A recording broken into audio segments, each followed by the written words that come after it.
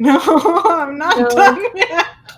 I can do it, but I failed. You still have time. No, but I want it to be. Look, graphic design is not my passion. It's not. Oh, my spoilers ticker. I'm dying because no one's username on Tumblr is just a normal fucking word. Oh, I didn't even set up my light. It's fine. I was simply updating our book talk discussion document, which I was not. You don't have a page on yet for your series, but yeah, I thought I did. Okay, that's just like 12 numbers. I hate this. Oh, I can copy and paste fucking Tumblr username. I'm gonna kill myself. It didn't let me at first. I'm gonna fucking die. And that's a link. Well, no one's seeing this anyway. Hi, hello. How is everybody? It's okay. We only had one viewer at the time. Now we have 4. So only one person knows your name other than me. Computer. Unload. Okay. You can be okay down there? Uh-huh. I really just... Oh I hate my like... No. I want to spend all of my time just staring at fan art because I love artists so much. I've actually made fan art for this book. I don't think I have it here. No, I don't think so. I'll check in a second, but I tried.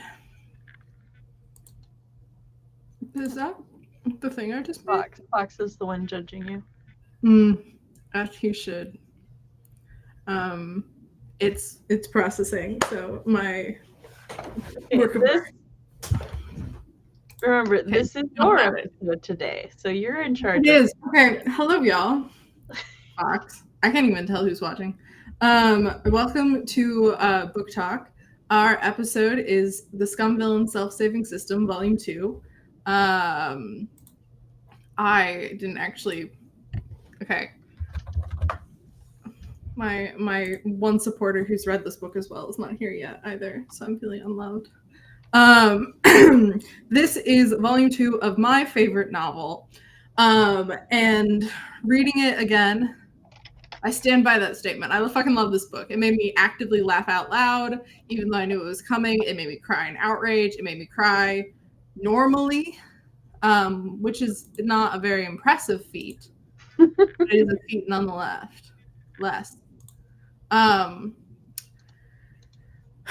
So the basic... Oh, well, I can't tell if anyone's watching, so I don't know should I explain the book now or wait till later? No, go ahead, explain the book. I'm setting up the poll on my channel for have you read this book? I logged back in to my restream, so I can't see your stuff, all the metrics and stuff. Let's see, open up YouTube. So this book picks off right where volume 1 stopped, which is really convenient. It is so Liu Binghe, our protagonist of... Okay, let me backtrack. Sorry, I'm trying to do 2 things at once, which is not a good plan. Do one thing. Okay, there we go. I have that set up. Okay. So, volume 1 follows Shenyang and Shen Qinshu, which, disclaimer, neither Sam nor I actually speak Chinese. The book is set in actual China, and then switched to a setting based on Chinese. It was originally China, and it was originally written in Chinese. A lot of the names remain in... They are Chinese names, or they're things like Elder Skyhammer or Six Balls. Shout out to Demon Peasantry.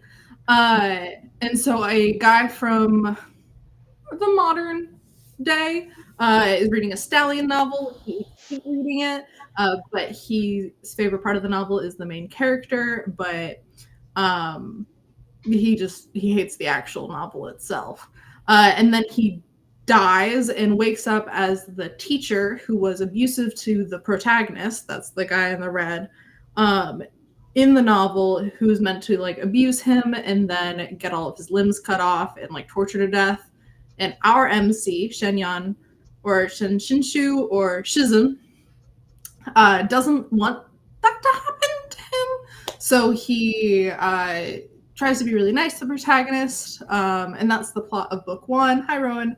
And he ends up having to, because of his system, which is the thing that transmigrated him into the novel when he died, forces him to, or he's gonna die. He pushes Lu Binghe, the protagonist, into the abyss, which is basically hell, because in the original novel, PIDW, Proud Immortal Demon Way, in the abyss is where he got his like demon power up thing, because he's half human and half demon. And it's like a fixed point that has to happen. So Shen Shu pushes him in, and then that's generally where Volume 1 ends. Volume 2 picks up. It is now 3 years after Lu Binghe has fallen into the abyss, and he surprises Shizun by coming back 2 years early. Shen Shu immediately assumes that Lu Binghe is going to murder him, just like the events of PIDW, and so he's like very afraid. He's running. Lu Binghe is chasing, and then he eventually, once he's actively held and kissed, you realize that Lu Binghe doesn't want to murder him. He wants to kiss him. But before he makes that realization, do we have a trigger warning sign? So there are trigger warnings within this book, or there are triggers within this book. So trigger warning for suicide and sexual assault, slavery as well. I wouldn't say SA. There's like a section I want to talk about later that does deal with SA. Okay. So anyways, take care of yourself. Lu Binghe has an evil magic sword that's bad, hence the evil. And it's like gonna make him basically explode at one point because he's not regulating it and stuff. And so Shen Shu self-detonates, which he uses his spiritual power to suppress the demonic power of the evil sword, and in doing so he dies. And then he had kind of planned for this. He had definitely planned for this, or planned on killing himself in some way, because he had a plant body separate that he grew so his soul could be transferred to, and he woke up back there, so he didn't actually die. But everyone thinks he dies, and he wakes up 5 years later, and then he's running around, and Lu Binghe had stolen his dead body and is like totally being an evil demon lord. His sect, which is like martial arts group, they're trying to get the body of Shen Shu back. Especially my favorite boy, the Baijian war god, Liu Qingge. I don't know. I'm just going to call him my boy because he is my boy. Or the Baijian war god. So, or Liu Shidi. Liu Shidi? Why is his name that's what, not amongst the name pronunciation guide? Because he's not a main character. Oh, but Xie Leon is. What?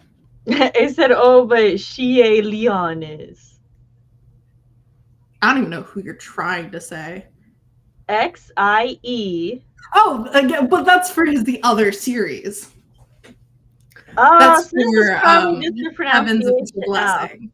So Wei Wuxian is on there as well in the pronunciation. Yeah, I was about to say like our guy is not on there for the pronunciation guide, but these other people I've never heard of are, because I see. Yeah, because they're in the other series that one day I will make you read.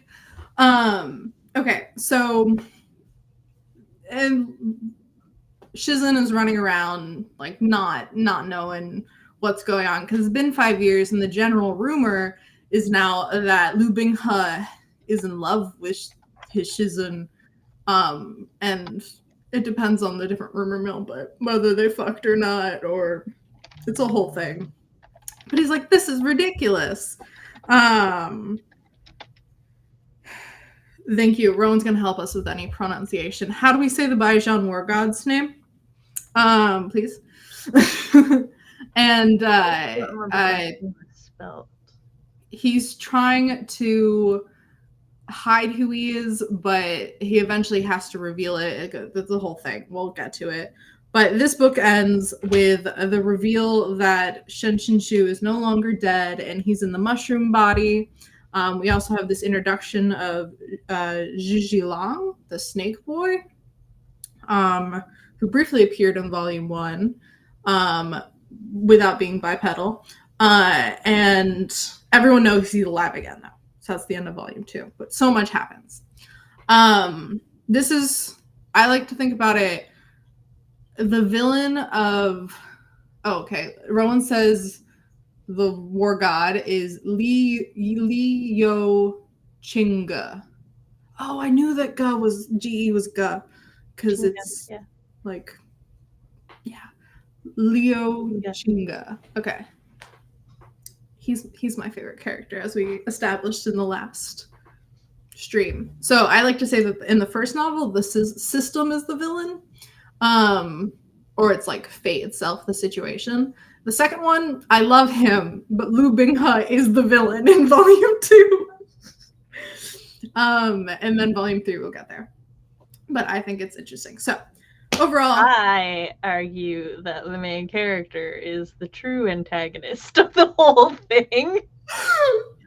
Okay, wait. First of all, what did you think of the novel overall?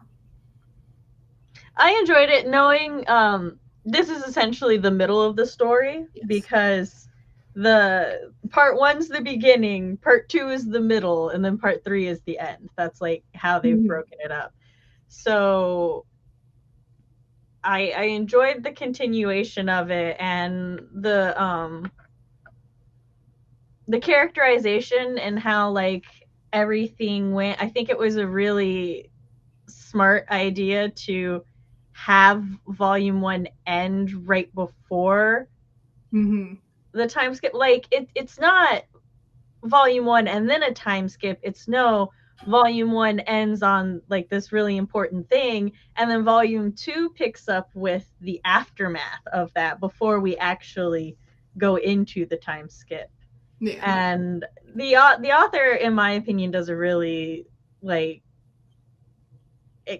they're like one of, I don't want to say like top tier or like exaggerate, but they're definitely like one of the more highly skilled writers that I have read who does unreliable narrative. And it's like, you can trust none of Shizen's perceptions. Oh my but God. I don't know, like, I want to say it's an unreliable narrative, but also it kind of like red herrings you sometimes, because it'll be like, oh, like so and so thought it was this way, but it was really that way. But then like it doesn't do that for everything.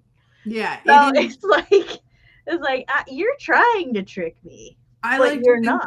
About it, that it's the system narrating to us, and the system's letting us peek into different people's heads, but the system itself is there for entertainment, both messing with Shizen, Lu Binghe, and the reader, like us. I think we're being played as well into that like meta type. It can try, because it's trying to make a good story. That's its goal. And so this is the story, like when like Shenyan, when he's transmigrated, it's with the prompt, turn this novel into a classic. I don't agree with that. That's just a theory I just came up with, so I think it's fun. Well, I don't agree with that, because the system has its own narration and voice in the story, and like I don't know. I It guess it's feels not like there. if that were the case, it would be different. Like we're definitely, I feel like it's a limited perspective until it wants to be omniscient, and then it goes back. Because again, from like the first book, that's very fan fiction-y of it. Yeah. Which is like it's sort of based on the style of fan fiction. So but I think it's a very smart use of it because, like I said, they're trying to red herring us a little bit.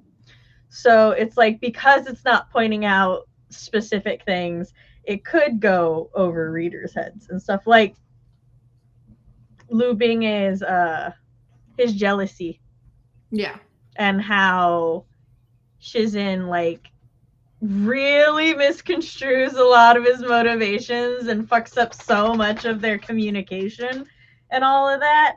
So I think, yeah, I agree with that. With the large swath of this novel in particular, especially pre him realizing that Lu Binghe is gay for him, and post it really, but especially pre it, every time Lu Binghe does anything or like even smiles at him, he's like, I would have thought that he meant that truly, but because I read PIDW, I know that he's lying here. But me reading it, I'm like, I don't think he's lying. I think he actively meant that he is sad that you were mean to him.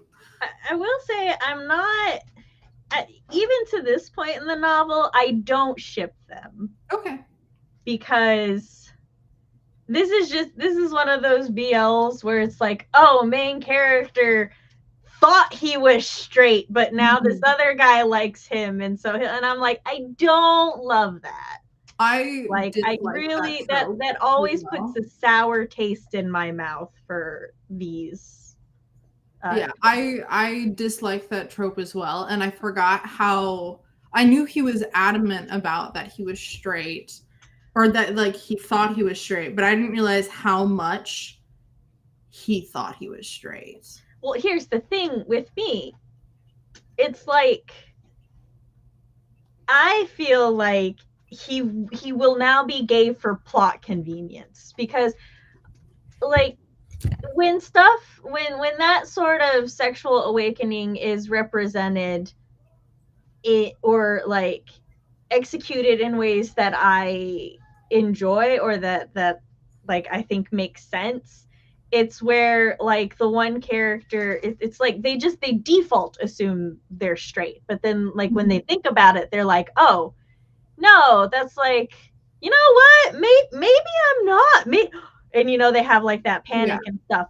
But Shizin has like such a visceral disgust, like he's repulsed by the idea, and it makes him feel physically sick, which is actually a pretty normal reaction for a lot of heterosexual people who like it's also like a regular reaction for some asexual people I know who are sex repulsed. It's just like, so I'm like, I feel like right there that should mean he's straight. I don't, it's just really uncomfortable for me to go from I am physically repulsed and disgusted and literally terrified by the idea of this man liking me in a gay way to, oh, but I kind of want to bone him. I'm like, that's, I mean, I'm not a gay individual, but I'm I think part of it is I hear what you're saying, but I think there are hints of him being like gay throughout the story. I think he has extreme internalized homophobia. Like he talks poorly about gay people. Like he assumes things about Lu Binghe now that he is gay, like that he thinks he's gay or knows he's gay or whatever, or likes men. Lu Binghe might be bisexual. I don't think he is, but he might be. But and is like, but he like, I didn't flag any of these parts, but there are parts where he thinks thoughts. He thinks thoughts, but he says things in his narration that are would be leaning towards like, oh, that's not a straight thing to think. But I think for like, okay. I think that, like, yes, I agree he has severe internalized homophobia, which makes sense for the culture of the novels and stuff, but I have yet to see anything he's thought that a straight person wouldn't also think. Like, there's a lot of it's kind of, I'm queer and I'm going to say something controversial. I think queer people put straight people in too fine a box. Okay. Because they're like, oh, the straight person thought this or the straight person did that. That's not a straight thing. And I'm like, no, straight people are incredibly gay. Like, they are. Like, my husband, for example, is like super straight, 100% cis straight man, right? Obsessed with dicks. Yes. Wants to go to this penis fun park. Yeah. I forget which Asian country it is, but there's an Asian country where there's just a penis themed park. There's like dick statues everywhere. He is obsessed. He wants to go. He knows so many fucking weird animal dick facts. Yes, he does. And it's hilarious. And it's like, it's one of these things where, to one who doesn't know him, and be like, bro, you're kind of obsessed with penises. That's a little gay. But no, that's also not uncommon for straight men to do. Or like, also straight men can find other like men like, oh, well, he's really pretty. Or, oh, he's that. So it's like, it's one of those things where, like, if he were gay, then yeah, I could see those thoughts being gay. But also being asexual or being straight, he could still have those same thoughts. What? Okay, all right. I think that his reaction can also be attributed to the context of being a well-off, presumably only son in a modern-day China too. The context of Shen Yun's culture also informs a lot of his mindset. No, like I said, I agree with this. It's just having read part 1 and then how he reacts in part 2 and everything. There is no like wiggle room. There's no budge for the way that his thing is executed to me, which part 3 may change my mind, but the way that part 2 has gone, yeah, at the moment, I'm just, I'm not shipping them right now. Because at the moment, it just feels like a predatory gay man is going to turn this straight man gay. And I'm like, I don't know about that. I see where you're saying, but I do disagree. Like, as I'm reading, I take statements like, I marked this one down. And this is the trigger warning for discussions of essay. So this is when they're discussing, I think, they're discussing the rumors surrounding Shen Qinxu and Lu Binghe with the Borderlands guys, and like the War God's little sister's there, and so is the War God's disciple. Sadly, our boy is not there, because actually he would fight someone if he was. But they're talking about how the rumor is that Lu Binghe at the Immortal Alliance conference confessed to Shen Qinxu, and he said, and then tried to force himself on him, and Shen Qinxu shut that down. And this is like Shen Qinxu's reaction, blah blah blah. The key point was that the essay wasn't a successful essay. This is way too fucking off. How would that be Lu Binghe? If he wanted to essay someone, they would immediately spread their legs themselves, okay? Which is a wild fucking thing to say. Yeah, but it's very like heteronormative. Like, that's locker room talk, which I don't agree with it, but that is, straight men do talk like that about other men. Yeah, but their conquest. Straight men are weirdly, this is a blanket statement, I know, but like straight men are weirdly obsessed with the conquest of other men. Yes, but I'm saying, aside from that, not just thinking about his sex life, is he's referring to the person that Lu Binghe in this story essayed would be him, or like had sex would be him. And he was like, and I read that as no matter who it was, including him, But Like, I feel like that's more of a bias read because Shizin is obsessed with his straight version yes. of him. So he's thinking of the stallion novel lead. He's thinking of the male stallion who gets all of the women and has like, you know, all of this and stuff. So like yeah. So I'm just like I said, these things I'm like, yeah, they could be read as queer. They could also be read as straight. And that's kind of my issue is we don't have anything that's like I currently am not at a place where with this being written by a presumably a straight woman So. to be well representative of a gay romance for my personal taste. I think that in a lot of Shen Qinshu's interactions with Liu Qingge is more showing him being into men. If that makes sense, like the way he reacts to their first or Shizin. Shizin.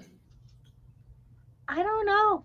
Like you'd have to give me because I would honestly at this point I would just say he's asexual and aromantic. He just reads as super ace to me, to be honest. That is a popular fanon is that he's at least demisexual, if not asexual. Because of further stuff, I do think he is not asexual. Well, like I said, I'm only going off of 1 and 2 right now. Yeah. And also with the context of having grown up on the internet between like from the 2000s up when the yaoi fandom really became a big thing and a lot of gay men spoke up against pairings like this in yaoi manga and stuff because it was extremely common to have one male lead who was like very confidently gay and very aggressive in his romantic pursuits, and then the other one be like super straight and even shocked and like kind of disgusted sometimes. And a lot of the arguments against that were as like basically I'm just parroting a lot of the arguments that came up around that time, that it felt more fetishizy and a little like problematic because it continues the it perpetuates the predatory gay man turning that's gay. I like him being oblivious, but not to the fact that I don't like him being oblivious to the fact that he's gay to this extent, but I like him being oblivious to people's attentions. I loved him being oblivious. The time that it became that it started to become an issue with me was after he figured it out, really. Like before it, like when he was oblivious it was fine. It's after he figured it out and his like the entirety of his reactions after that point I'm like not selling the romance. And the fact that like the way that they're reunited is essentially because Lu Binga, like Shizun now has to sacrifice himself to save the mountain sect, and I'm like no, it's not great. I would like to say keep in mind Girly Pop wrote it in high school and it's just not her best writing. I did not know she wrote this in high school. It's making me feel really bad. I just want to throw it out there. I don't think the book is written poorly. Like I like the book. I thoroughly enjoyed the book. But like I explained to CB, I don't mind toxic for adult audiences. I don't mind problematic for adult audiences. I have some hear me outs of my own, but I'm just giving my opinion, and my opinion of this romance is I'm not shipping the main couple. So yeah, I do, because of later. When I was reading the first time, I wasn't sure where the story was going at this point, at the end of volume 2. Ellery, for hello. I have predictions for where it's going. I'm excited for your predictions. But first of all, I want to say hi to Ellery. This is Scum Villain is my favorite book because it's funny. But I'm fully aware that it has flaws. And so we're Sam and I each read one of each other's books we really enjoy it and we talk about it. The whole point of book talk is for us to share some of our favorites or just novels that we really love, because we may run out of favorites one day. With each other. That way the book always has at least one person rooting for and defending it. I just realized I didn't post that we're doing this stream anywhere. But that's fine. No one needs Foxy, send me the thumbnail. I, however, do ship him and, well, actually I don't ship him and the Louis Luchinga. Yeah, I don't ship them. They're very brotherly. I can't ship them. I do. I have higher requirements for shipping this. We do have but we know my mastership. I've already. I have a low level of enjoyment. The bar is on the floor for me. Like, I'm sitting here, I'm talking so harshly, and I'm like, no, I loved it though. I had a lot of fun reading it. Okay, well, yeah, we're doing the iffy parts first. So I would like to bring up, as the thing that I was holding off saying when you were texting me during the week. Also, Ellery, yes, I love MXTX so much. And eventually in the series, we'll probably read volume 1 of Grandmaster and Heaven's Official. I won't say we'll do the full of both of those because that is a lot of months. Look at my Dark Hunter list. Girl, there are 8 Heaven's Official. Okay. So 20 at minimum. That's when I stopped reading. We're not doing all of them. We have to... Right now. Okay. So anyway, I would like to say, and I didn't realize it was so implied here, and I think I had drawn the conclusion at the point where I finished this book, so I'm saying it now. Hold this in anticipation. If you do want to keep up with the series, because like she said, we may bounce around different series and stuff, like we might do trilogies all in one go, but for anything longer than that, because we do every other month, we may bounce around. In the description, I do have a Google Docs that we are putting together that will help keep track of which ones we've already talked about, series that we plan to continue. And I currently have a page in there for my series that I've selected. I didn't know we were doing this. We will in the future. After the stream today, I'll do it. All right. So, what, as you were saying, something that you didn't realize was as implied. Lu Binghe is so mind fucked right now by Jin Mo. He is so out of it. He is so not himself. And I didn't realize how heavy it was. He's totally mind controlled, right? Like being mind controlled. His rage and emotions. I marked this down. What?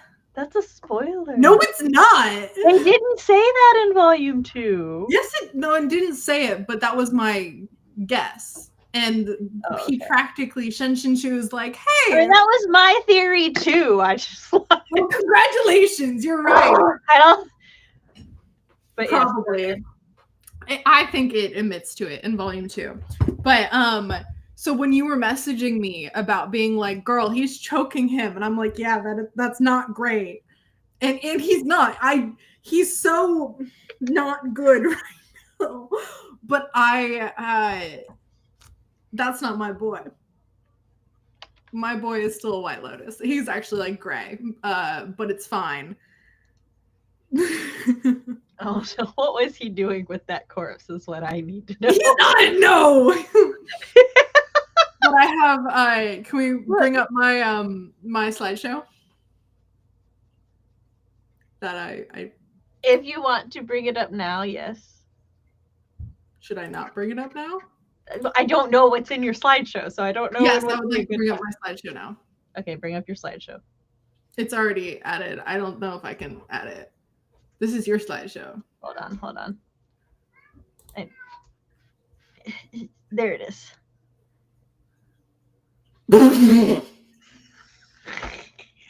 Can we move over? Oh, yeah. Okay. So, first of all, this is the official Russian art, I think, and I just want to say their art is so pretty. So this is my references for my first point of he's being mind controlled. As I mentioned earlier, when Lu Binghe goes, after so many years of separation, we meet amidst golden wind and jade dew, yet Shizun incessantly calls someone else's name. That truly saddens this disciple a little. And then Shenyan thinks, he says he's sad and heartbroken, but there's a smile on his lips and bloodlust in his eyes. Any way you look at it, he's lying through his teeth. I don't think he was. I think he was very, very sad. Oh, he was 100% telling the truth. I think his like the bloodlust and anger and every show of like his, I forget what this is called, his little sigil thing on his forehead glowing or his eyes glowing. I think that Jinmo is going, that's the sword. And then even at points where it's like, yes, okay, so the choking scene is really bad. I didn't realize how bad it was. Like he's like pulling his hair to shove the blood. But I blame the demon sword. And I know I don't remember how like immediate, like what happens in the, I'm trying to be vague here, like in the third volume will help me either cement this theory of mine, because it's been a really long time and most fan fiction departs at this, like things are AU enough by the third volume where it's not the same. And so where this theory might be destroyed and have to be like, oh god, this is a toxic romance, but we're not there yet. Even if it's a toxic romance, I can still enjoy it. Doesn't mean we can't still enjoy it. Yes. We just have to acknowledge these things. Yes. So one of the points is when Binghe is asking Shizun like, hey, why'd you tell me that like being a demon didn't mean I was evil, and then you threw me into hell? And Shizun doesn't respond, and then Lu Binghe like pulls back his fist. Sam disappeared. So I have black square. Okay, but you can still hear me, right? Yes, you continue while I try to fix my camera. He pulled his fist back, and then he punches the wall. I think that is actual Binghe fighting against Jinmo's influence and being like, hey, don't cave your he's not going to cave in the love of his life skull, and instead is fucking up the fucking up the wall. And then that appears again in the water prison, where I think he's actively like in PIDW. Lu Binghe at this point is murdering a whole bunch of people and having a lot of sex. Both ways that have previously been stated in the 2 volumes are a way to balance your cultivation. Dual cultivation, and then demons, Jinmo wants violence or sex. And he's not doing that. So I think he's like super fucked up at this point. I really hope I'm not proven wrong in volume 3. And then another point is when Shen Qinshu goes to the old palace master, referring to Lu Binghe. I never expelled him from my tutelage, says Shen Qinshu. Since he is still willing to call me Shizun, he must surely be willing to acknowledge me as such. And he said these words purely with the intention of aggravating Lu Binghe, but it seemed he didn't succeed. Lu Binghe's gaze flickered, perhaps it was illusion, but it seems as if his eyes had somewhat cleared. I think that's literally him being like, oh, she doesn't like me, and the influence of Jinmo retreating. Do you have a thought to say about this? Sam? Okay, I'm unmuted. Okay. I had to figure out how to unmute it because my technology decided to fuck off. But we're back. Welcome back. I did hear everything you said though. Okay. I currently have a theory that I don't think he's being mind controlled so much as he just can't control his demonic powers, because like in the context of this world, the demonic powers are all like associated with anger and aggression and all of these things. So I think he's like actively fighting who he was supposed to become in the novel and who he wants to be. Mm-hmm. And I think that's making him like, because I feel like everything he's doing still makes sense for his character. For like, he was angry and pissed at Shizun for, and he felt actively ashamed of his own actions and everything for different things. I do think that like maybe Mengmo is like not controlling, but so much as like aggressively like influencing, like the sword or the dream demon. The dream demon. Oh, I was saying the sword's fucking him up. Oh yeah, well okay. So when I say the demonic energy and stuff, I reference to the sword. Okay, because he also has his own demonic energy. Yes. And there's a whole thing with like demons being naturally more aggressive and having different courting rituals. Yes. Stuff. Basically, I think it's a mixing of the two. I think it's like he's fighting against his own like thing, especially when basically, you know, Shizun was all like, oh yeah, no, it's totally fine to be a demon. And then he's like, oh, let me just kill you for being a demon. And he hasn't like said anything. Yeah, he hasn't like retconned that at all. Even or been like, oh, body. One of my favorite things in fanfic. This isn't a spoiler. Go ahead. Rowan says this is making me think about Shen Shinshu. Maybe being willfully ignorant in order to preserve the idea of Lu being he wants to exist still. Sexuality. Well, like maybe just in general. I agree, but like in volume 2, it specifically says something kind of along those lines, but like slightly different, where he's been thinking of everyone in this except for airplane shooting towards the sky as fictional characters. And he's like, at some point in volume 2, he goes, oh, but these are people now. Yes. Like, and he's like looping it. And so I think part of it is he's coming to grips with his worldview being shattered. Mm-hmm. I think, yeah, I think when, I'm going slightly back to the Jinmo thing, the evil demonic sword, yes. Is after Shinshu dies, like self-detonates and suppresses the bad influence from the evil sword. That's when Lu Binghe's like, I didn't mean to, like, I'm sorry, I was wrong. Like, and I think that shows how much his impulse control was being messed with by the sword. Like, I truly believe, like, it. One must wonder if he had much impulse control before then, too. Because he seemed a pretty impulsive kid when he was younger.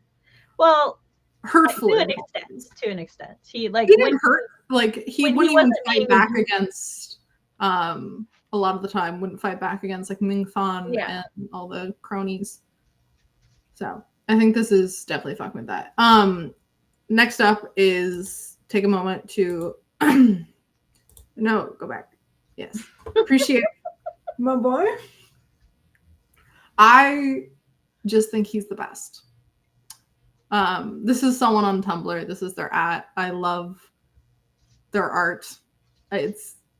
They draw him beaten up. He does spend a long time beaten up. Also, I think it's hilarious that he's never lost a fight before, like since becoming the war god. or ever. And then he just keeps getting the shit beaten out of him by Lu Binghe. Like, that has to be. But he keeps coming back, and that's all that matters. And I would like to bring up parts of him being awesome. So first up, slash gay.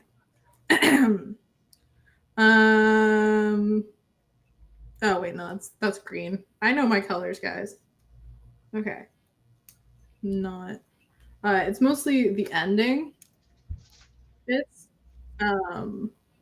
where is this? Because that's when he like shows back up. I love the scene where they're playing hot potato with Shen Shenchu's corpse. It was hilarious, but also I'm like so fucking traumatizing. I fully believe that he did not. Well, we'll get there in a second. So the passage, Lu Qingge caught the body with one arm and called forth his sword with his free hand, easily being back, blah, blah, blah. Due to being tossed back and forth between them, the corpse's top had finally ripped completely. When Liu Qingge caught it, he felt an expanse of smooth skin beneath his palm, both fine and cool, and the area where his hand touched seemed to skitter with a slight electric current. Lu Qingge's entire body froze. Finding no appropriate place he could hold the body, he almost sent it back once more. Man's about like I can't touch it right. And I don't think that's brotherly behavior. You got me with that one. I don't.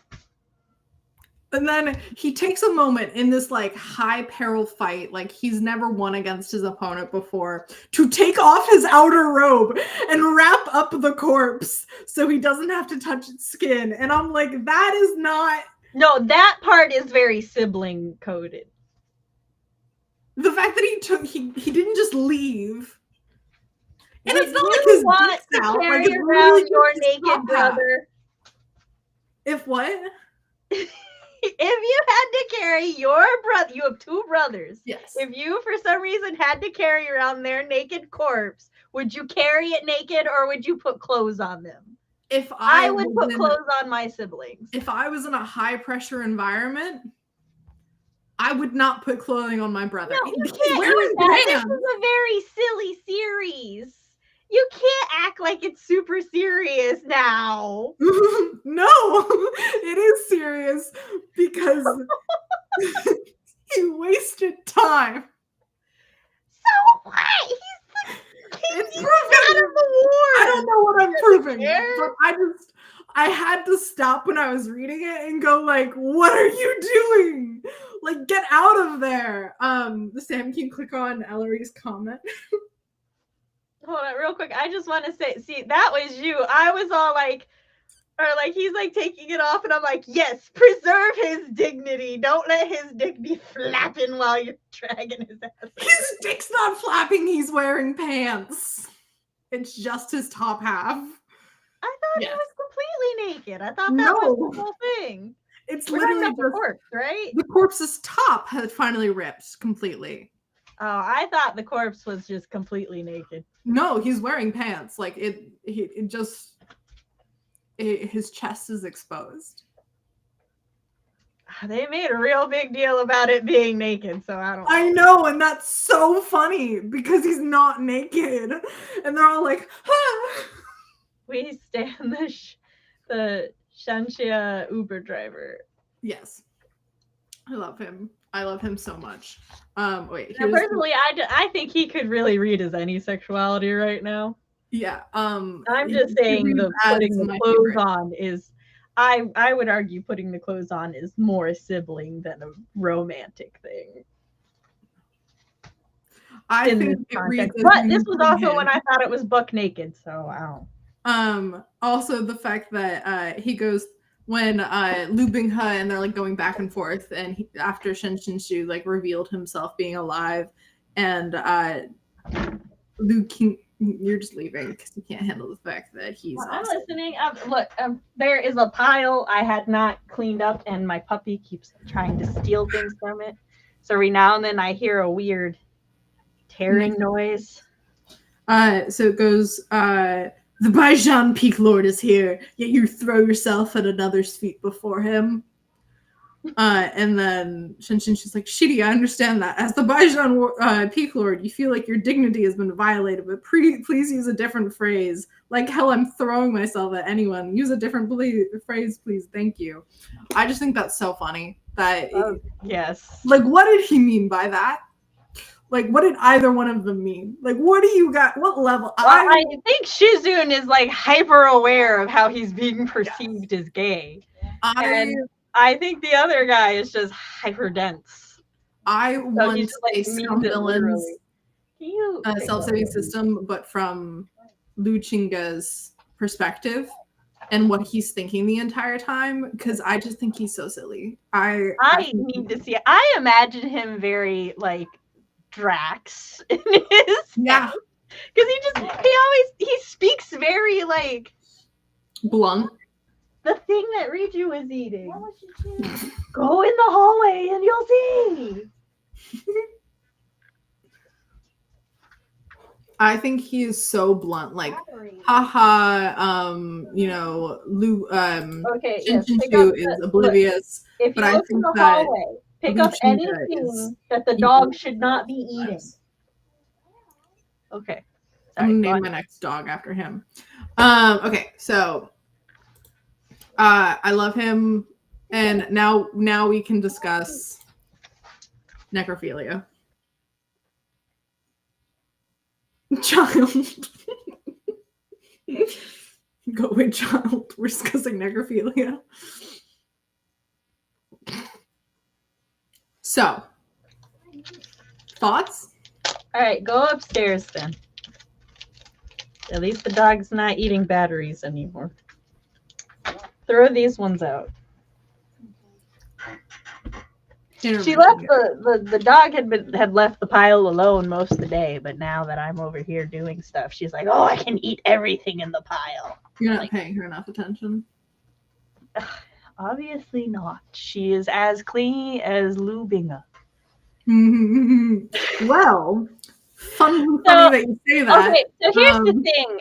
For the most part, I'm like reading this and I'm like, he's not actually having sex with the corpse or anything. I'm like, this is just everybody's overreacting. But then I was thinking about it and I was like, wait, because like they were doing a thing where they're like, oh, like this body is really well preserved. Like, how could it stay that preserved? And then I was like, there are a couple times when sex is the only way that his abilities work, and I'm like, no.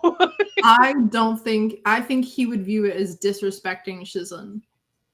Like, he didn't even like Shizun's like top, like moving to the side in front of these people. I mean, that's in front of them.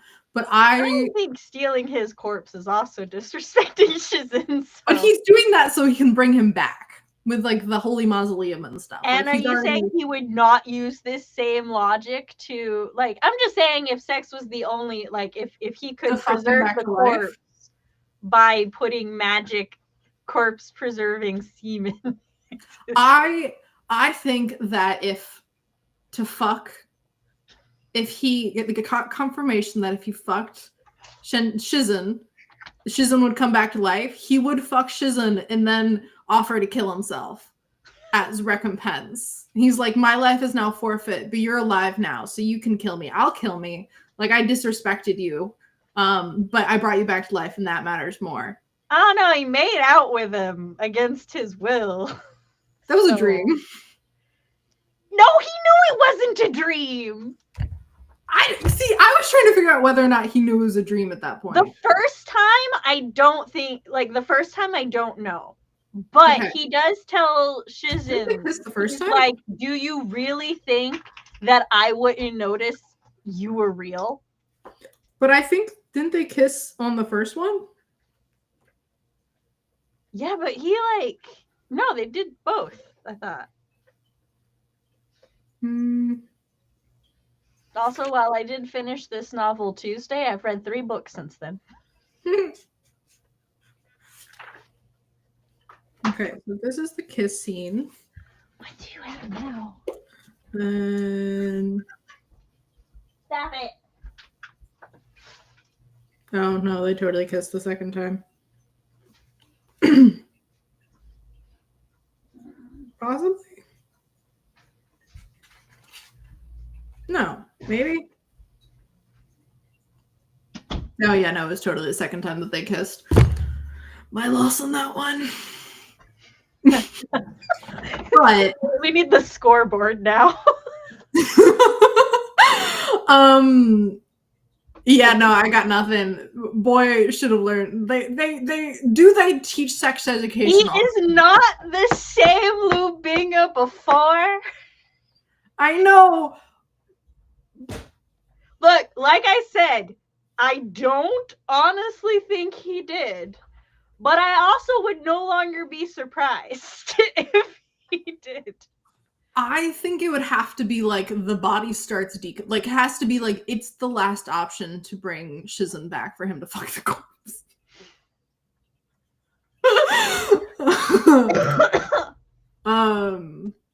Okay, that's my thoughts. Do you want to go to the next slide? Yeah, do you have a mushroom Shizen slide?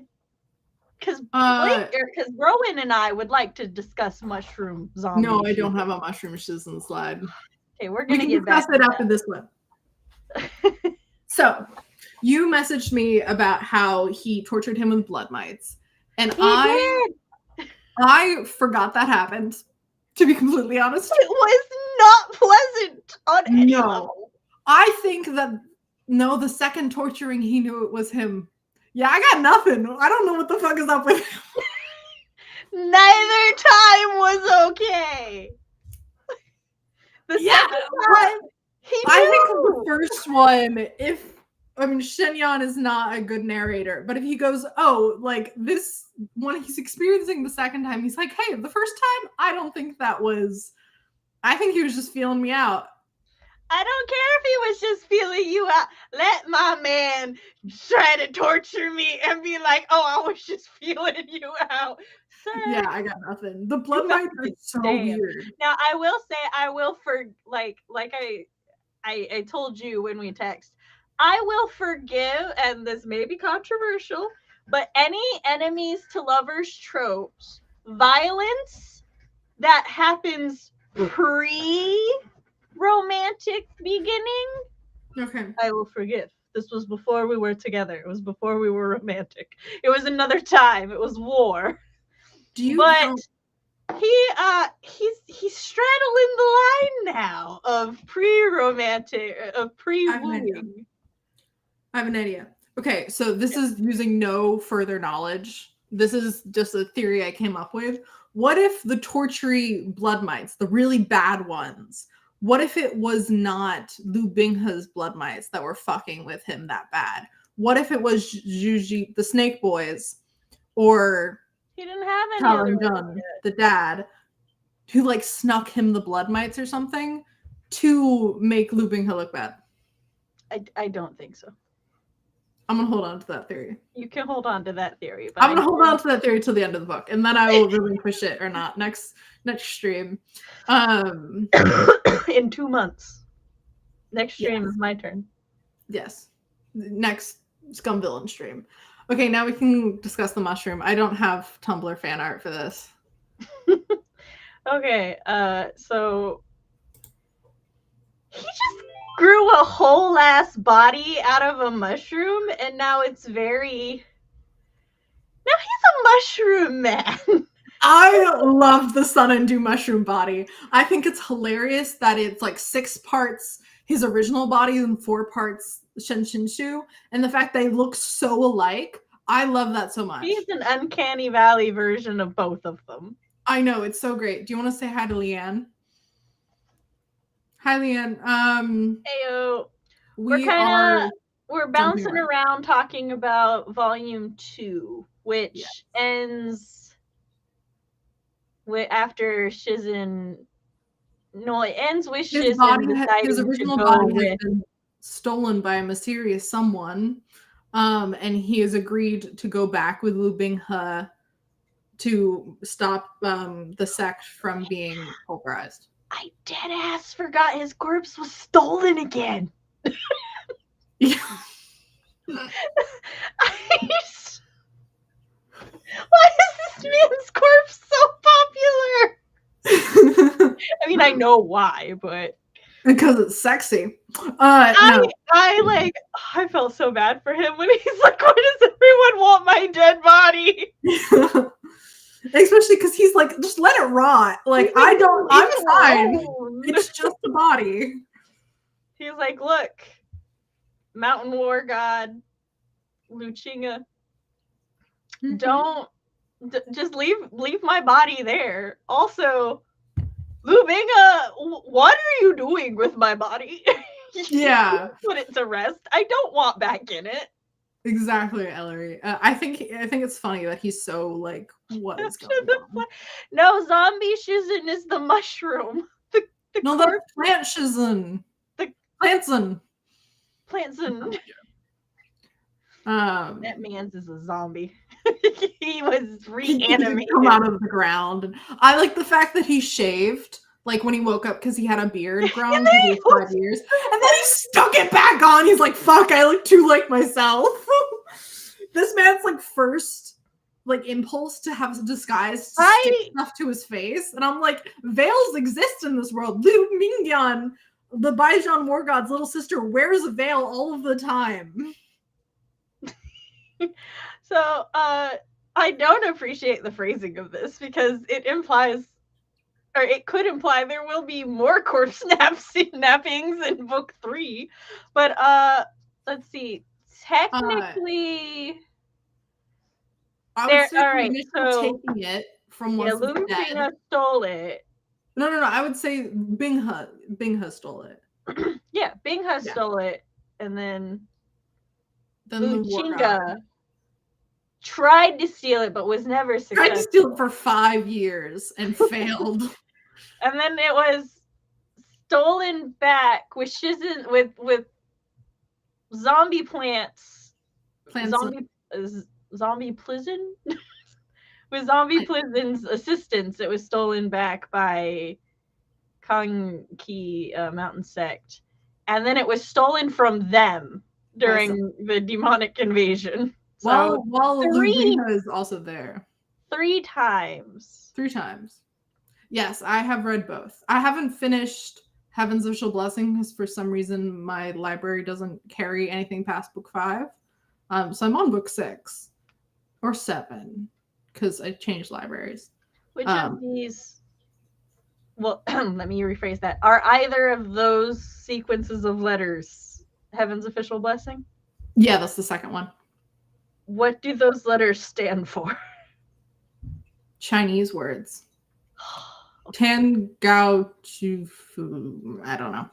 That's fine. Like my brain, my dyslexia was working real hard to figure out how that made the words Heaven's Official Blessing. But if it's the Chinese words, that makes more sense. Official Blessing. But yeah, so I love Plantson. I think it's so. I love him too. He finally feels free. He does. I feel like him acting as Plantson is like his, like the way he acts. That's his true actions. Yeah. And then the way he acted as Shen Shinshu was still putting on that facade, but but the way he like when he was talking to Six Balls and the other demons, he's like he literally said that he has the fan, right? And he puts his leg up on a boulder and he's like talking to them. And he like gets and rolls on the ground when he's laughing at some point. And I'm like, you are so free and dumb. And I love you. Much. Yes. I love him so much more than when he was regular Shizen. I think it's so funny that he just does not give a fuck what people say. And like everyone trying to like peerless what? And I'm not sure about it. I made a fuck up. Yeah, I'm not sure if it's because cucumber wasn't a word or like isn't a word in this world. Yeah, I think it's a I definitely think it's probably it's a lost in translation thing because my current theory, which I have not double checked, so I could be wrong, but my current theory is that his username was in English, and it was Peerless Cucumber, and cucumber is such a non-Chinese word that I think they were like struggling to say cucumber. But you could be more right in just that they don't have a word for cucumber. Maybe, I don't know. So. Rowan? Anybody who read the original Chinese translations? Leanne, I have read Grandmaster. I wrote an essay in college on Grandmaster. And we will eventually do Grandmaster, probably. I have read none of them. We will at least do the first volume of Grandmaster. I have read Heavens. I've read Scum Villain Volume 1 and 2. Yes. And soon you will read Volume 3. Yes. Next month. Okay. I want to take a moment to say Rip Gongji Zhao. Gongyi Zhao, or Zhao, whatever his name is. I wasn't laughing at your pronunciation. I thought that was as good as I could do. But he was best boy and he died off screen.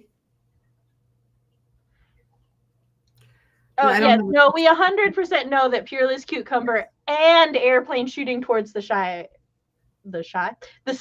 are both dick jokes, but it's a homonym to the words used for chrysanthemum, which is a bottoming joke. Is new information that I'm glad you.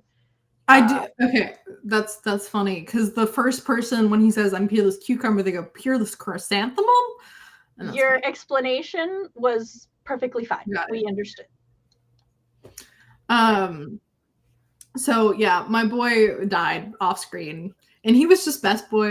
Other than the fact he did not tell like Shizun that Lu Binghe was back, but he was threatened with being getting kicked out of his sect, and he had already like lost his fiance to a guy who wasn't interested in her and lost his head disciple position. So I can't fault him that much. I was so upset by that. Like, I will be honest, everything was like fine and lighthearted in tone, and then that shit went down, and I was like, when did we go dark?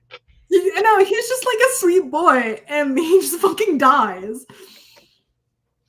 He's murdered. And I know that like Shizun for a second is like, oh, that's so sad, and then we just move on. Like, I will never. I can't move on to that. I know who killed him, and I'll never forgive that person. Anyways. I will also never forgive them, but I don't know who they are yet, but I will murder them. All right, my slideshow's almost done. But I just, before we move on to other things, the truth is that this is the best. All three of them. I can't decide who I ship because I ship all three of them together. I ship Lu Binghe,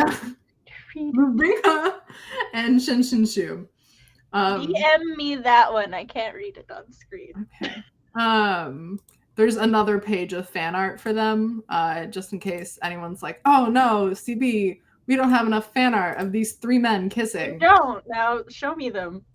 I love all the fan fiction of them. I need more fan fiction of them. I need them injected into my veins. Because their dynamic is so funny. It's beautiful. So funny. Like I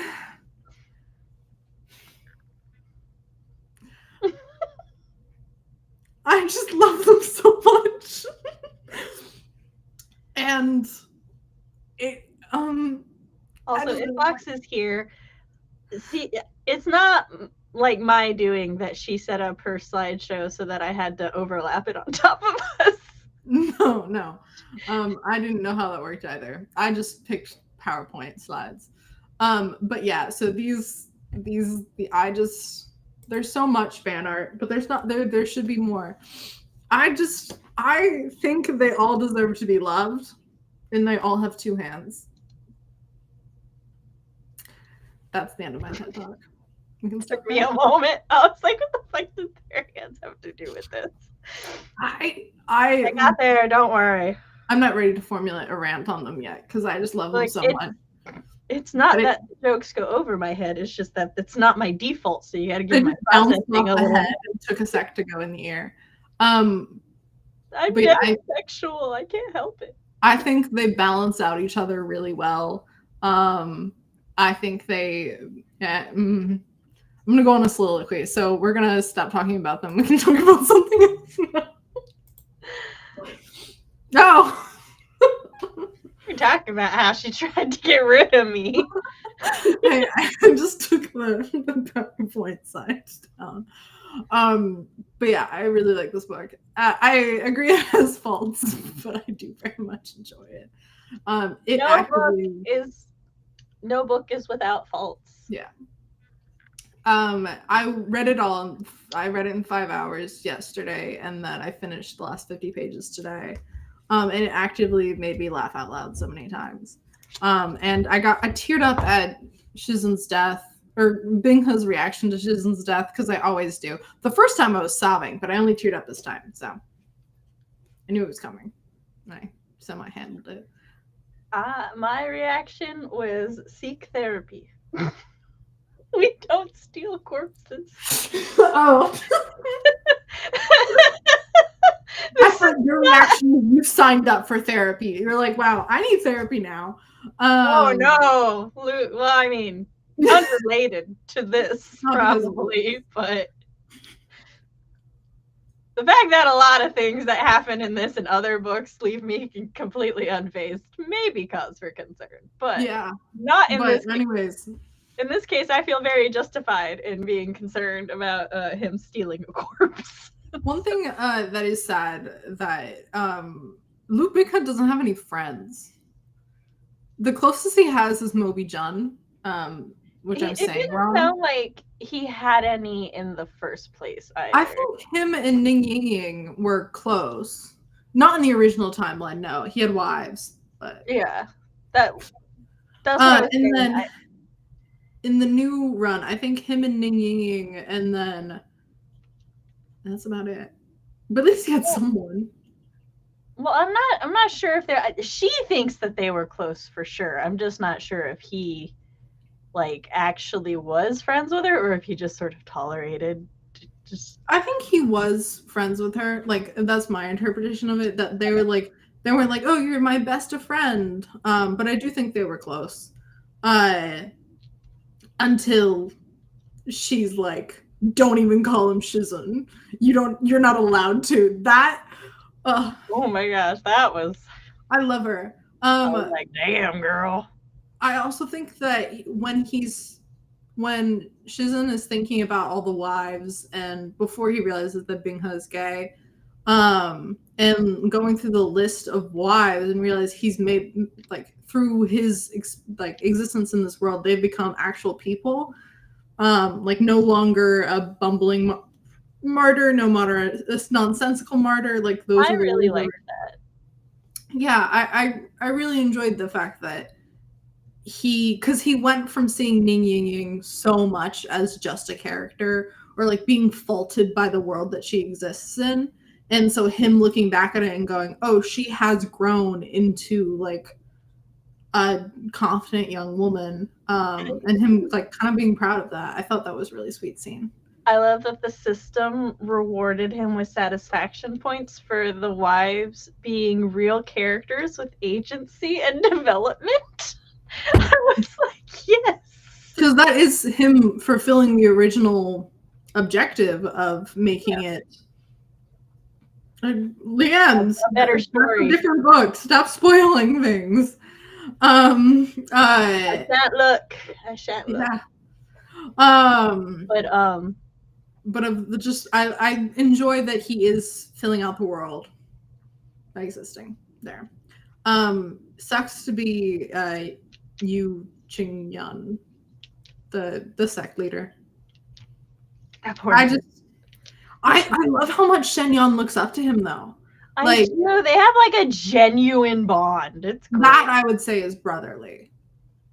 I was thinking more paternal, but yeah. Yeah, it's between the two of those. What do you think? I want to get your thoughts on. No worries, Leanne. On Shenju. the original Shen Shu and like the information that comes to light in this novel? Or this volume? What are your thoughts on him right now? Don't give me a tragic backstory and expect me to forgive this piece of shit you've been telling me is a piece of shit for 2 books. Oh no, his backstory is so sad. He was so wronged and abused. He was still a piece of shit who tried to get with underage girls. Allegedly. That's my takeaway from it. Okay. We should keep going. Like, okay, maybe some of his backstory, like the actual backstory, I'm like, okay, so maybe he was misrepresented by some people. Like, maybe they lied about him. But everything he did once the story began, see, that's not really misconstruable. So, okay. It's just one of those things where it's like, cool story, bro. Still a piece of shit. I don't think every asshole needs a backstory to No, make I think his character's, I'm gonna be vague. I think his character's really interesting. And I enjoy seeing him in fan fiction, but I do not. There are a lot of Shenju apologists, or like he's my baby girl kind of thing.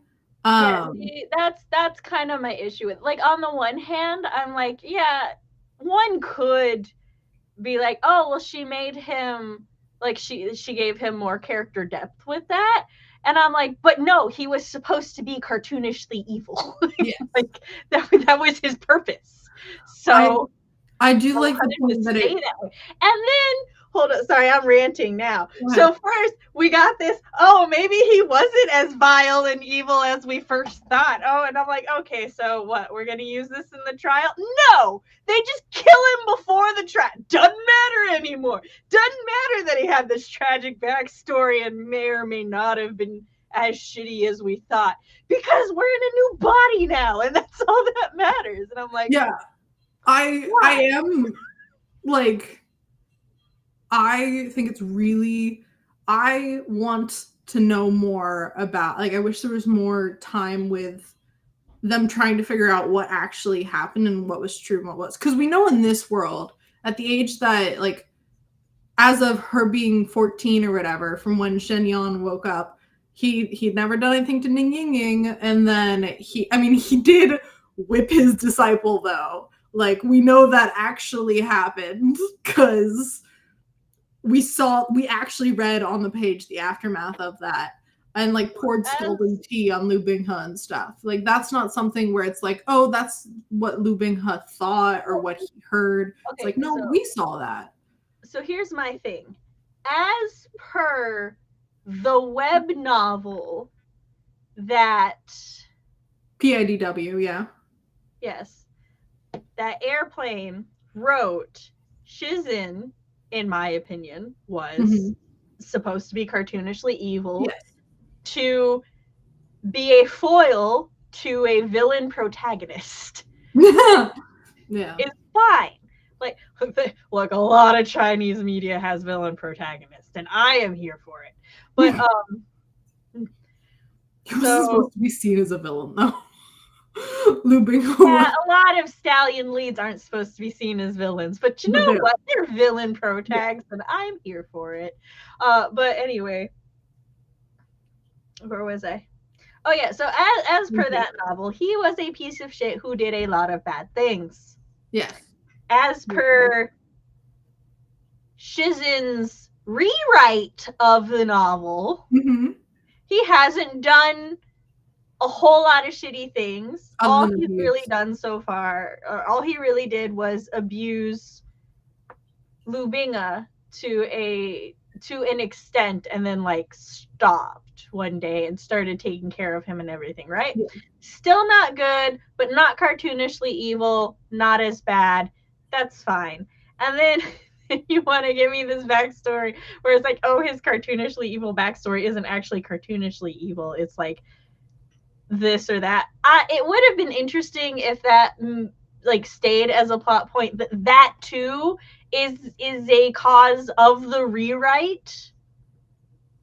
But as of book 2, it doesn't matter because we're in a new body and the trial was never finished, and now everyone's like, but was he terrible? I don't know. I think he was just covering for his gay apprentice. Let's write ballads about that.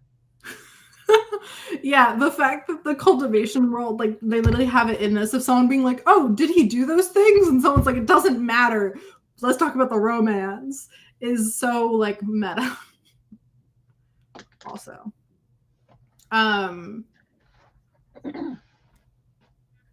Yeah. Okay. I'm unsure if, like, I saw something in chat, so I'm not sure if it's a spoiler or not, so I don't want to. I'll respond as much as I can.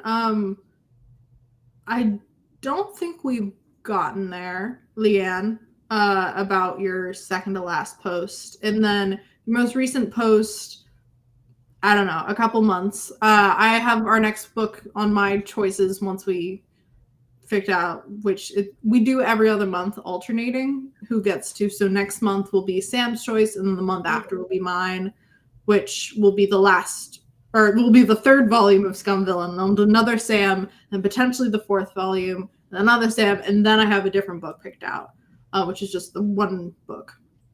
So maybe after that, but in like 6 months. So it's going to be a while. You just have to keep showing up. But the other thing, yeah, that's I think it's what. I will also say, if people like the original Shizin, that's fine. Like, he's, in my opinion, he is a good character. And he serves a really good purpose of setting up a lot of the, like, important and crucial character development beats in the original web novel.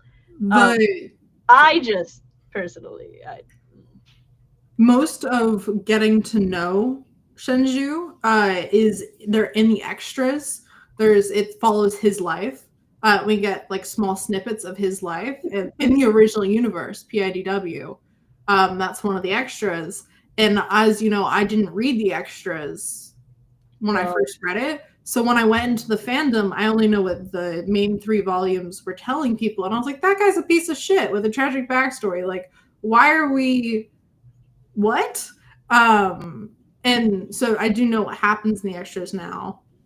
So I'm like, okay, I understand it more. But also, if he's showing up in fan fiction, he needs to have like a character arc before I'm supposed to be liking him, or like something's different or something like that. So yeah, like I said, I feel like for me, it's just gonna keep being one of those things where it's like Leanne said, his backstory might explain him, but it doesn't excuse him. exactly. And from what I know of his backstory, still doesn't necessarily explain him. So, yeah. But that's just what I know of. I think his backstory does explain him well, but it does not excuse him. Yeah. What I mean is, like, his original backstory explains him. The retcon via memories, I'm like... You mean what memories are you referring to? The dream? Yeah, where he was like not treated, like where he was tied up. Yes. In the nobleman's things. Yeah. Yeah, I think, like, even with everything I know about his canon backstory, I'm like, yeah, that sucks, but what you did later as an adult also sucks. So I enjoy him as a character, though. I think he's really interesting. Oh yeah. I will say, I do always, regardless of their role or anything, feel bad for the character whose existence is just erased by the isekaiing. Yeah. Yeah, people into their identity.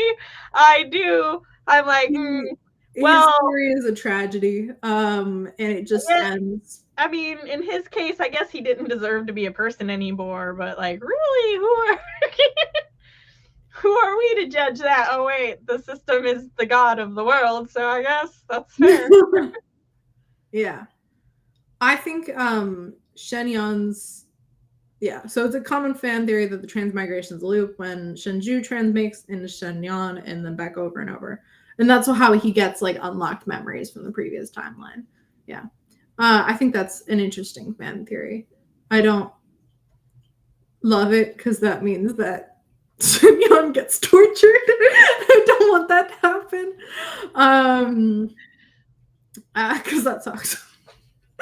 But I like the one where they just swap places, transmigration wise, where when Shenyan becomes Shen Shinshu and then Shenju becomes a pampered neat or whatever and gets therapy. That's the important part.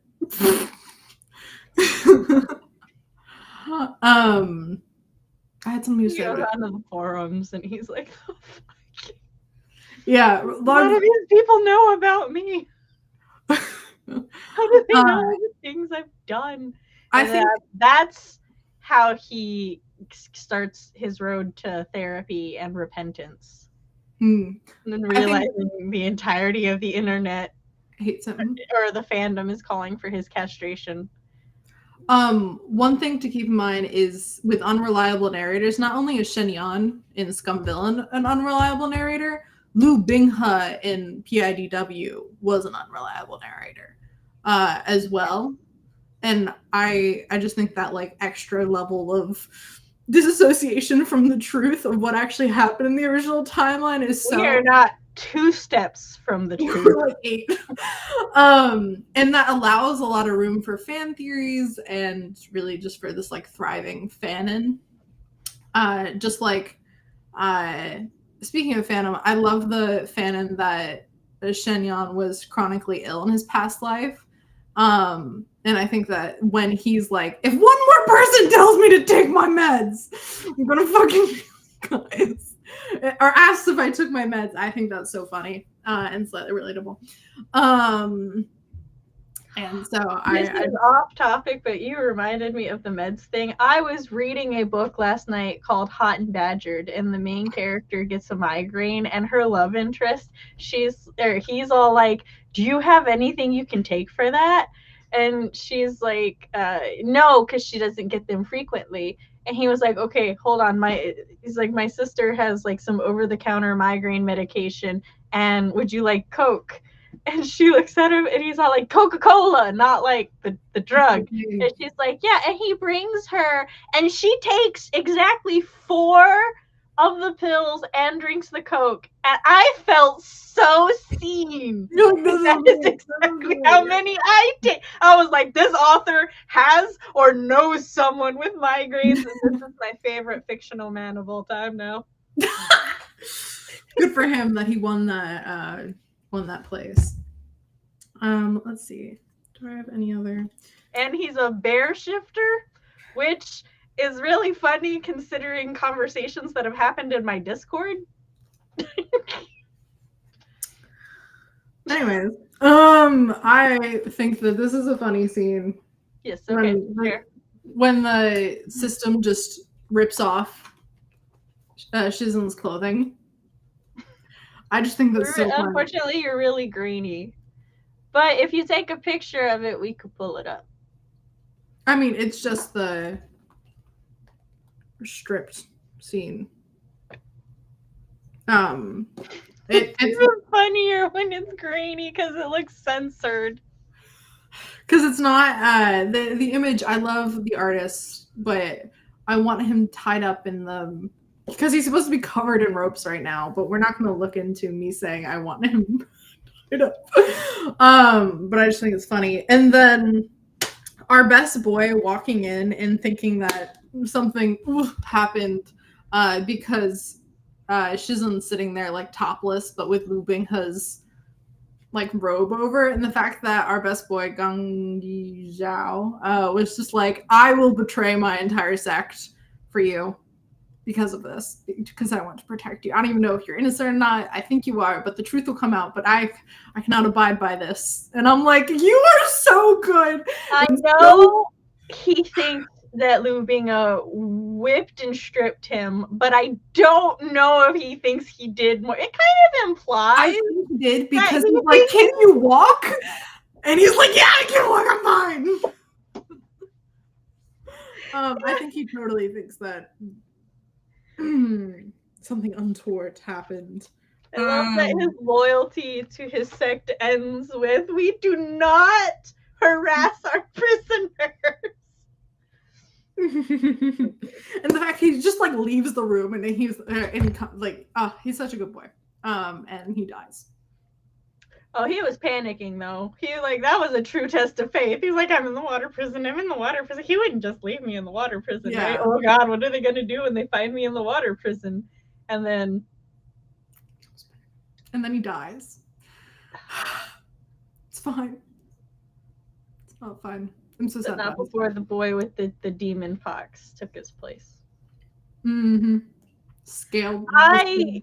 When they like were first implying that everybody died, I was like, did Lu Binghe get mad and just push him into the water wall on accident? Yeah. The fact that I kind of feel bad for Lu Binghe because every single time anything happens poorly, Shenron's like, "You did it!" And Lu Binghe's like, "Because I'm a demon, you think I'm this? I would do all of this?" When he's just trying to be like righteous and like show that he's righteous so that Shizum will love him and prove that like his demon parts doesn't make him evil. And it's just the fact that it's tragic. It is. And felt there were many times that I felt bad for Lu Binghe. Yeah. So. Ellery, I think Shizun gets so much shibari. Like the moment I start reading Scum Villain 3, because I'm not gonna lie, already they're doing some of my favorite enemies to lovers questionable tropes at the end of number 2. So while I don't currently ship them, I may become, a shipper. I have low standards. But I might start shipping them if they start playing into some of my favorite tropes. I may be able to forgive the other one because, like I said, I don't love it, but it doesn't stop me. That's good. I think. But we will. I feel like I have also shipped pairings before just because I really love half of the pairing and I want them happy, and I'm like, this is my sacrifice for my favorite character. That's what breaks my heart about Liu Chinga, because I love him so much. And his hair is my favorite hair texture in the Chinese art style. Who? Lu Binghe's. Oh, I said Liu Chinga. Oh, I love him too. He needs happiness. Let him meet Lu Binghe just once. Also, the fact that I think Shizun is slightly asophobic. He makes like 2 remarks to people that are like kind of fucked up. I think Shen Shinshu was fully aware that Gongji Zhao thought that him and Lu Binghe had sex in that scene. That's why he's like, don't even, I'm fine. I'm unsure, but either way, it was funny. Yeah, either way, it was funny. Guy for best boy. Yes. But sorry, I was saying something before. Mild, going against the grain. While I like Gongji, he's not my best boy, but he is a good boy. I think he's just a good boy. Like, he's just like a sweet kid, even though he's the same age as everyone else. My war god. Yes, my war god is my favorite. He's been my best boy since I've met him. I cannot explain. I do that. There's just a character, and I'm like, that's my ride or die, and I cannot explain it. And then at some point in the series, they'll do something, and I will feel validated. He's so great, and he's so like. Yeah, but Lu Binghe has my favorite hair texture. I like curly hair. There's like a debate in fandom. It's not just curly. It's that flowy. It's the cloud curls. Yes, I love it. There's a debate in fandom whether or not his curly hair is canon, because the English artist does it, but some of the other official artists don't. And I don't think I think it does mention like once that he actually has curls, but it's not like I don't know, someone, one of my favorite Tumblr people, All Pies of Our Own, they have, I think it's them, they have a Google Sheet where they list things that people think are fanon and then their source in canon, and I think it's on there. So that's just a fun little fact. That some people, there's debate on whether or not his hair is straight or not. I like the take that in PIDW he straightened his hair, but in Scum Villain, Shenyang Shizun taught him how to take care of his curls, so his hair is all nice and curly instead of having to straighten. As someone who has curly hair and is currently straightening my hair, that wasn't a thing, but yeah, I enjoy it. I think because of his character archetype, he's supposed to have wavy or curly hair. But that's just going off of archetypes and art cues, visual cues in visual storytelling. So that's like, I think he and War God would be the ones that if I had to be like, oh yeah, no, they definitely have poofy or curly hair, it's those two, because like it's often given to the characters who are like considered like badass in the more masculine, wild way in John Maze. Okay. So, I didn't know that trope. Whereas like the more graceful, badass ones have the, I mean, look at his bun. That's yes. Which also, it's kind of funny. I've seen a lot of historical dramas and some of the comments and stuff, especially from people who like, you know, grow up knowing their history, and they're like, the hairstyles are always so inauthentic to the time because the hairstyles don't actually look aesthetically pleasing. So it's like in Korean dramas, the historical hair is supposed to just be up, but they'll like have it half down. So like the top half is historically accurate, but not the bottom half. And I always think that's so funny. One thing that I have to shout out to the official artist for this, it does not have, you know, the healer dude from the sect. Also, yeah, unironically, the main fucking character, like the best. He comes in clutch and like he helps with Without a Cure. He was brought in for sorry, I almost did a spoiler. He like cures everyone in the fucking city like in one night. As soon as he knows what's going wrong, he comes up with a cure. I think he is VIP. But in I think the Donghua, the comic, they gave him this awful fucking mustache. No. He's so handsome, and then they give him this ugly fucking mustache, and he does not have that in this because he's so pretty. I aesthetically have the actual image of him. I associate him with having long, straight, silky purple hair because in Knights of the Zodiac there is a character named Mu, and he's the Virgo knight, and he has long purple hair. So I think he deserves the best. He's just so, he has to deal with like everyone around him, and I think he just deserves like a nap or something. Yes, definitely. SVSS is the only MXTX work where it's easy to ship the main couple with other people, so I get it.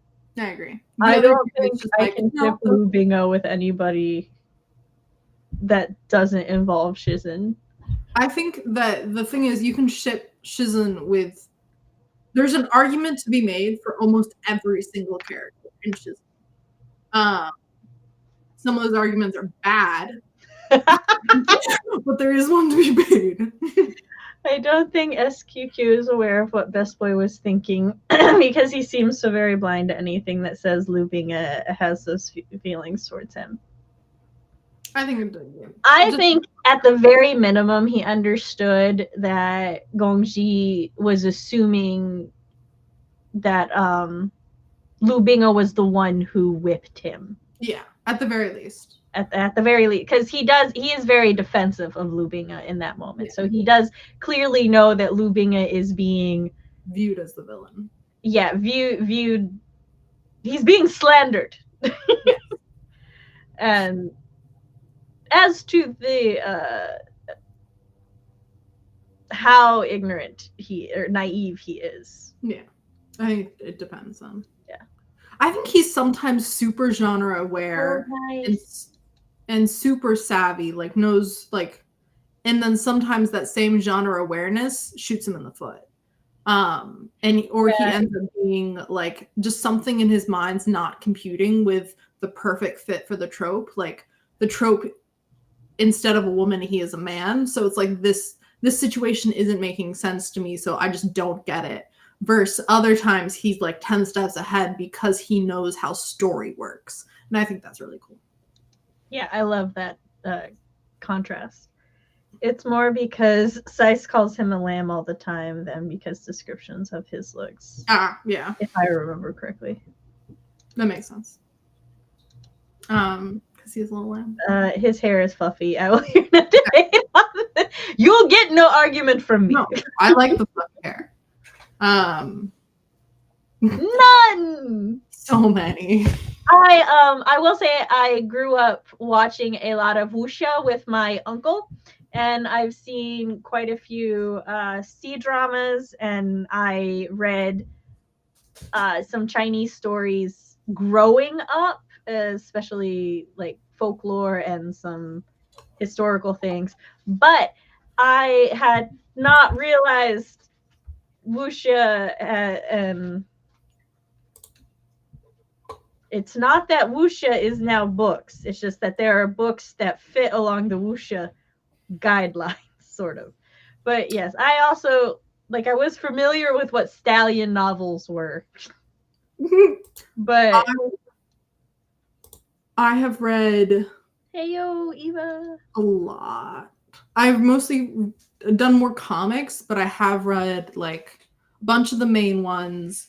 And then I am waiting for a couple to finish the English translation so I can read them in one go, like or me to own all of them because I do collect them. I will say both CB and my mother have read quite a few Danmeis. Yes. I'm currently reading Ballad of Sword and Wine is my current one, and not all of those are out, but I do have the first one. So I also got Peerless, and I realized it was set in the same like universe as Thousand Autumns, but I haven't finished Thousand Autumns because I don't own all of them, so I have to go back and actually finish Thousand Autumns so I can read Peerless.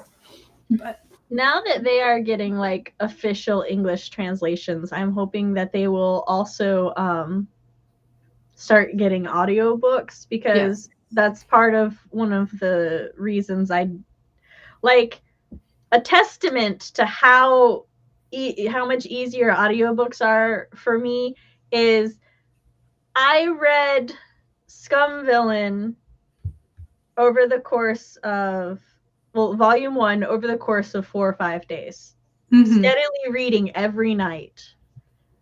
I read Scum Villain 2 over the course of 2 days because I was using my mom's Kindle account and realized they have the reader accessibility, so it could read to me. Though its attempts to pronounce certain things made me have to pause and read who it was talking about, but that's fine. I understood everything, so it's all good. And since having finished this book on Tuesday, I have finished 3 audiobooks in between. So, Leanne, I've read Thousand Autumns, I've read Erha, and I'm not sure what QJJ is, but I might have read it. Thanks, Eva. I feel neglected.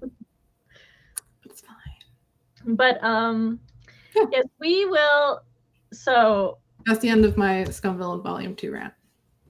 I'm looking forward to reading the conclusion to Scum Villain. So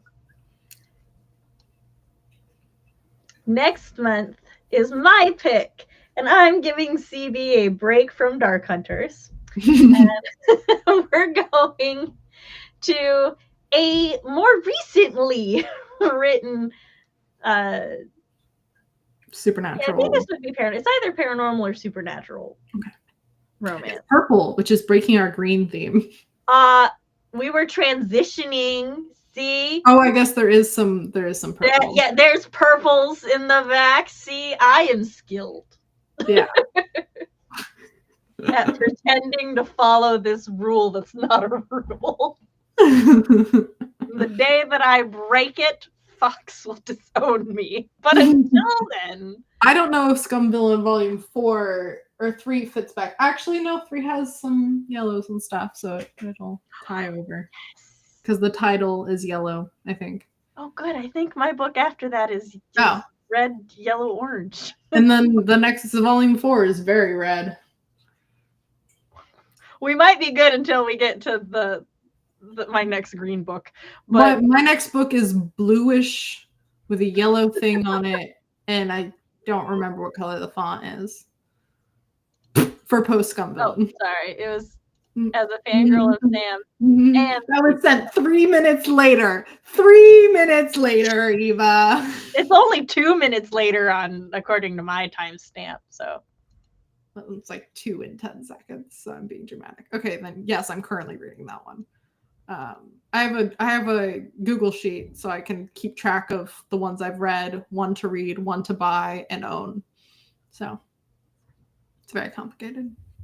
Speaking of Google Sheets, again, if you would like to keep track of the books and the series that we have talked about, I have started a Google Sheet in the description. It currently, like, the first tab is all of our book talks, and that's just the book talks in order, which we've got so many right now, all 4.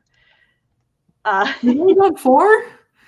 Yeah, we've only done 4. You've had 2 picks, I've had 2 picks. I know, it makes sense, but I just feel like, I guess we've been doing it for 4 months. I was like, I feel like we have more, but we don't. We do 1 a month. I type slow. That's fair. Mm-hmm. I believe you, Eva. And then I have a second page where I will be listing all of the series that I have picked and like the ones we've done in those series. Like, because, for example, we did 2 Dark Hunters, and then now we're moving into this series that I forgot the name of, but I love all 3 titles. So we can keep track. Theoretically, there will be a CB tab. I'll do that right after the stream. Okay, cool. All right. Is there anything else you want to tell the lovely peoples? Anything you want to promote? Read Scum Villain. Draw fan art. Write me fan fictions of the trio. Of friendship. So Monday we have a write-in, but on the 17th we will be having a flash fiction free-for-all. The Storytellers Hearth is in the co-host recruiting. Also, if you are a host and want somebody on your stream, hit me up. I need to go scour for streams to invade today or tomorrow. Have you read Disabled Tyrant and His Beloved Pet Fish? I have not, but I keep being told to read it, so I think I might put Ballad of Sword and Wine on pause and do Disabled Tyrant. I think I started reading it at one point, but I was reading like a really shitty translation. I'm just gonna wait for her to tell me to read them. Or invade my mother's inventory now. Can I invade your mother's inventory? Invading my mother's inventory. Now that I know it can read to me terribly. I want to check to see if my app has. We should probably end the stream so I can look at more books to read.